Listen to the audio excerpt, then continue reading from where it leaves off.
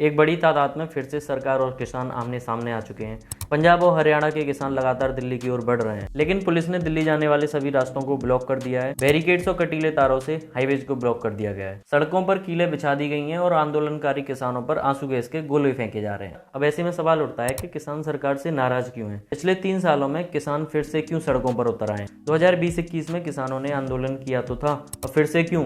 क्या सरकार ने जब इनकी बात नहीं मानी थी, या अब कुछ और फरमाइशें हैं? जानेंगे इसी वीडियो में, लास्ट तक बनी रहिए। आज से करीब 3.5 साल पहले 5 जून 2020 को केंद्र सरकार ने 3 कृषि कानूनों का संसद में प्रस्ताव रखा। इसमें किसान बिना किसी एक्स्ट्रा टैक्स के अपनी फसल को भारत में कहीं भी बेच सकता है। दूसरा, फसल कटने से पहले ही किसान और खरीदार के बीच फसल की दामों के लिए कॉन्ट्रैक्ट हो जाना था। और तीसरा, इसमें फसल की स्टॉक लिमिट हटनी थी, जिससे कोई भी अनलिमिटेड स्टॉक कर सकता था। 27 सितंबर 2020 को इस बिल को राष्ट्रपति की मंजूरी मिलती है और यह बिल पास हो जाता है। लेकिन इस कानून से नाखुश किसान एकजुट होते हैं और इसका जमकर अपोज करते हैं। गुस्साए किसानों के संगठन बनते हैं और 25 नवंबर 2020 को दिल्ली की ओर बढ़ने लगते हैं। 11 दिसंबर को भारतीय किसान यूनियन कानून वापस लेने के मामले में सुप्रीम कोर्ट पहुंचता है। फिर 12 जनवरी 2021 को सुप्रीम कोर्ट किसानों की सुनते हुए इस कानून पर रोक लगा देता है। 26 जनवरी को ट्रैक्टर रैली के दौरान किसान और पुलिस के बीच झड़प हो जाती है और 6 मार्च 2021 को किसान इस आंदोलन के 100 दिन पूरे कर चुके होते हैं। अब चूंकि यह आंदोलन हरियाणा, पंजाब के अलावा आसपास के कई राज्यों में फैल चुका था, तो यूपी के लखीमपुर खीरी में यह आंदोलन हिंसा का रूप ले लेता है और 8 किसानों की जान चली जाती है। फिर 19 नवंबर 2021 को पीएम मोदी यह कृषि कानून बिल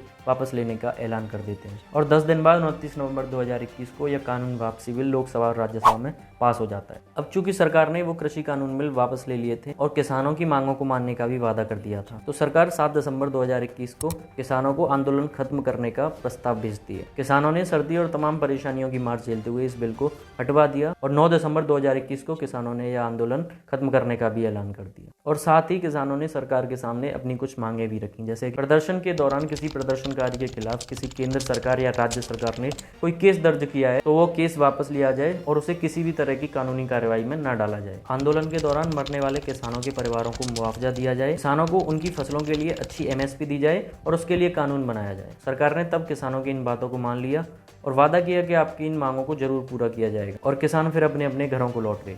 लेकिन किसान अब फिर से दिल्ली की ओर बढ़ रहे हैं, वो फिर से आंदोलन कर रहे हैं, क्योंकि किसानों का कहना है कि सरकार ने 2 साल पहले उनसे जो वादे किए थे उन पर अभी कोई एक्शन नहीं लिया गया है, कोई भी किसी भी तरह का कानून नहीं बनाया गया और किसानों ने अब फिर से अपनी डिमांड्स सरकार के सामने रखी हैं। किसानों की सबसे पहली मांग एमएसपी मिनिमम सपोर्ट प्राइस को लेकर है। हमारे किसान चाहते हैं कि सरकार को एमएसपी की गारंटी देनी चाहिए, इसके लिए कानून बनाया जाना चाहिए और मौजूदा एमएसपी को भी बढ़ाया जाना चाहिए। जिनको नहीं पता उन्हें बता दें, मिनिमम सपोर्ट प्राइस वो प्राइस होता है कि अगर किसानों को उनकी फसलों का बाजार में सही रेट नहीं मिल रहा है, बायर्स एमएसपी के ऊपर नहीं जा रहे हैं, तो किसान अपनी फसलों को ना बेचे, सरकार उनकी फसलों को एक मिनिमम प्राइस से ऊपर खरीदेगी, जिससे किसानों को अच्छा फायदा देखने को मिलेगा। किसानों की दूसरी मांग लोन माफ़ी को लेकर है।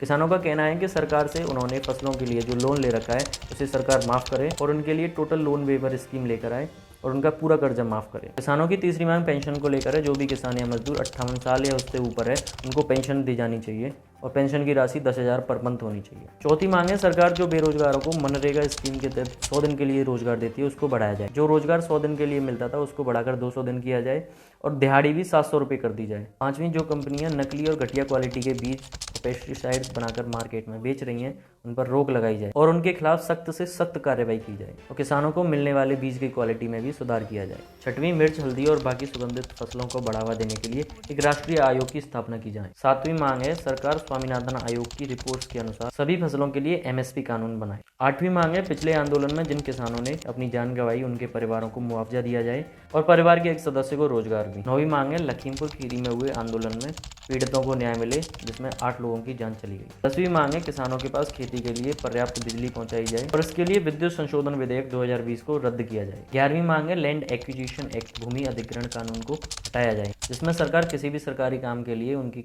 जमीनों का अधिग्रहण कर लेती है और अगर करे तो किसानों को सर्किल रेट से 4 गुना मुआवजा दिया जाना चाहिए। किसानों की 12वीं मांग है कि भारत को WTO वर्ल्ड ट्रेड ऑर्गेनाइजेशन से बाहर निकाला जाए, क्योंकि WTO में ऐसा रूल है कि कोई भी देश अपने किसानों को सिर्फ 10% ही टोटल एग्रीकल्चर प्रोडक्शन का सब्सिडी दे सकता है। यानी भारत ने अगर किसी साल 1000 करोड़ का एग्रीकल्चर प्रोडक्शन किया है तो उसका 100 करोड़ ही भारत के किसानों को किसी भी तरह की सब्सिडी या एमएसपी के तौर पर दिया जा सकता है। और WTO का कोई भी देश अपने किसानों को किसी भी तरह की एमएसपी की गारंटी नहीं दे। WTO कहता है कि अगर किसानों को एमएसपी दे दी जाए तो किसान एमएसपी वाली फसलों को ही ज़्यादा उगाएंगे और उसे सरकार को एमएसपी प्राइस में खरीदना पड़ेगा। फिर एक टाइम पर सरकार पर स्टॉक बढ़ जाएगा और सरकार खराब होने के डर से उन फसलों को दूसरे देशों को सस्ते में एक्सपोर्ट करेगी और फिर वर्ल्ड ट्रेड में उस देश की मोनोपोली क्रिएट होगी। इसी को रोकने के लिए WTO ने एमएसपी पर रोक लगा रखी है और इसी रोकथाम की वजह से किसान भारत को WTO से हटाना चाहते हैं। यही कुल 12 मांग हैं जिसे हमारे किसान भाई भारत सरकार से मनवाना चाहते हैं।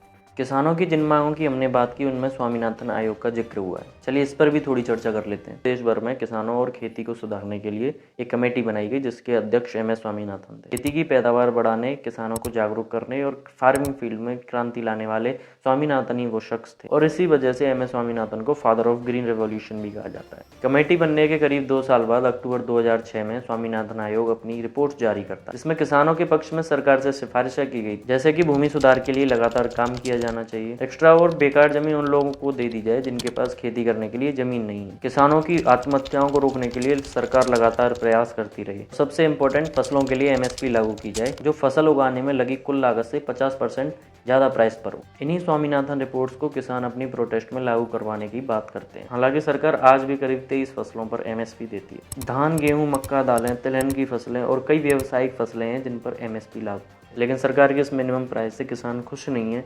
वो इस MSP को बढ़वाना चाहते हैं और आंदोलन कर रहे हैं। इस प्रोटेस्ट को सपोर्ट करने ट्रेन से आ रही कर्नाटक के किसानों की एक टोली को मध्य प्रदेश में पुलिस ने रोक लिया था। प्रोटेस्ट के चलते दिल्ली आने वाले सभी रास्तों को सीज कर दिया गया। पिछली बार के किसान आंदोलन का नेतृत्व संयुक्त किसान मोर्चा यानी SKM कर रहा था, लेकिन इस बार आंदोलन किसान मजदूर मोर्चा के अंडर हो रहा है। KMM का गठन जनवरी 2023 में हुआ। इस संगठन को पंजाब के किसान मजदूर संघर्ष समिति के संयोजक सरवन सिंह पंडेर ने बनाया। हालांकि KMSC साल 2020 के आंदोलन में एक्टिव तरीके से शामिल नहीं था। इसी के चलते सरवन सिंह पंडेर ने अपना एक अलग संगठन KMM बनाया जो इस बार के आंदोलन को लीड कर रहा है। आंदोलन में शामिल होने वाले किसान संगठनों में से एक संगठन संयुक्त किसान मोर्चा गैर राजनीतिक भी है। यह संगठन जुलाई 2020 में संयुक्त किसान मोर्चा से अलग होकर बना है। इसके कोऑर्डिनेटर भारतीय किसान यूनियन सिद्धूपुर पंजाब के अध्यक्ष जगजीत सिंह पल्लेवाल हैं। दरअसल MSP 1960 में शुरू की गई थी जब देश में कई जगह पर भुखमरी और खाने का संकट देखने को मिल रहा था। तभी गवर्नमेंट ने MSP स्कीम शुरू की जिससे किसानों को उनकी फसलों का अच्छा दाम मिल सके